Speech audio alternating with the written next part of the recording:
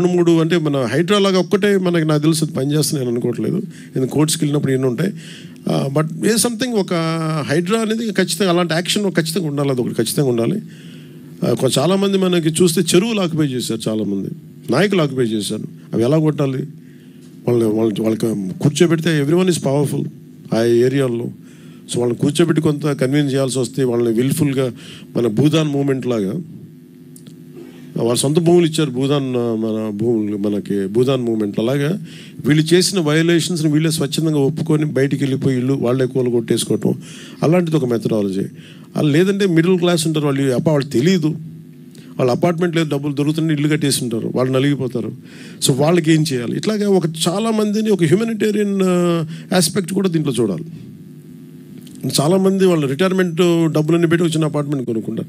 So అట్లాగా ఈ నదీ పరివాహక ప్రాంతాలంటే మొన్న నేను ఉదాహరణకి ఒక చిన్న వైలేషన్ జరిగింది. ఫారెస్ట్ డిపార్ట్మెంటు అటవీ శాఖ పరిధిలో ఉండే అడవిలో ఒక చిన్నపాటి వైలేషన్ జరిగితే ఎంత క్లియర్ కట్గా ఉంది అంటే నెల రోజుల ముందు లేని కట్టడం ఇప్పుడు వచ్చేసింది అనేది చాలా క్లియర్ కట్గా శాటిలైట్ ఇమేజరీ తోటి చాలా చూపించారు.